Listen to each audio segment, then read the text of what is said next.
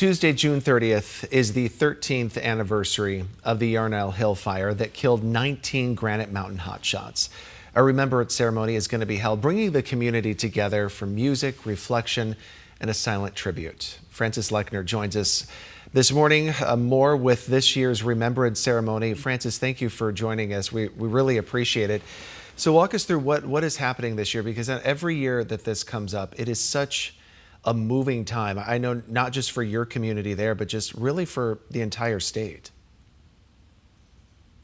Thank you. Yes, we feel like the best way to honor the hotshots is not only remembering the sacrifice that they made, but also, sorry, the doing what we can to improve the community so that the hotshots died not in vain, but making a solid basis for us to continue to improve the community.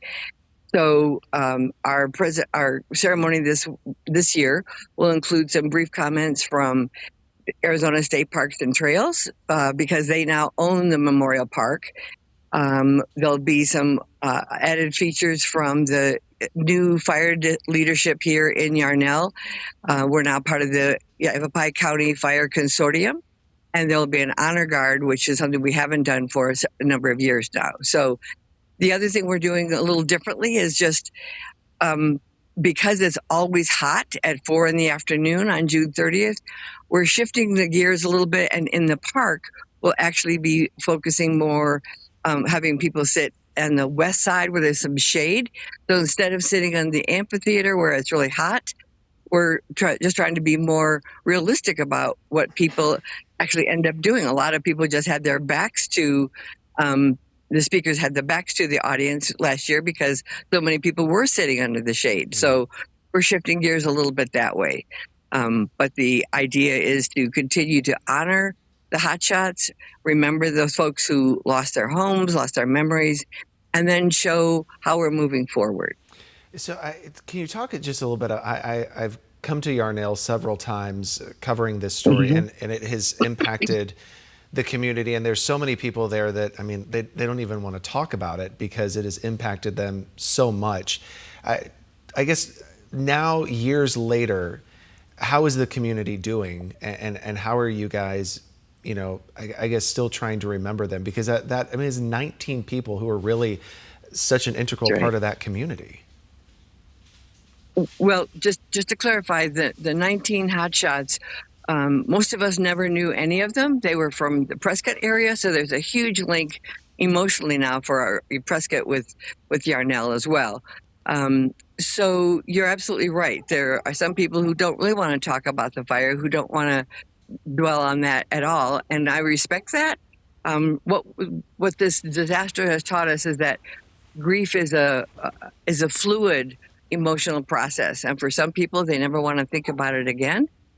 For others, it's a way to remember what happened to them that very day, what their recovery has been like. Some residents feel like their life has changed in important ways. Many feel extremely grateful for the sacrifice that was made. Sometimes I'll hear people wonder what their kids are doing now, the kids of the hotshots. So it's a real mixed bag, as grieving is a mixed bag. Yeah. So this is going to be held right there in downtown Yarnell, right? So we have the memorial service, or we have that memorial set up, unfortunately, where they passed away on that trail right there. But then this is the really nice park that you guys have built right there in the middle of town, June 30th at 4 o'clock. That's correct. Thanks so much for reminding people of this. We're welcoming everyone who would like to participate.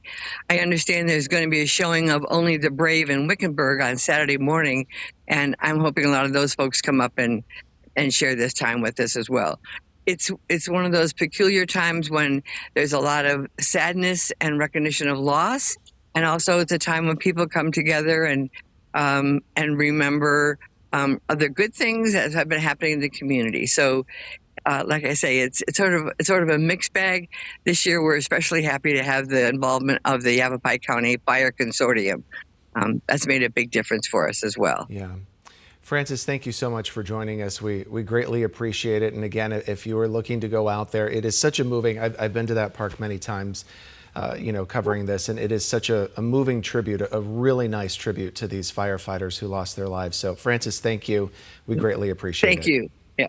All right. Thank you so much. Thank you. Bye-bye. Stay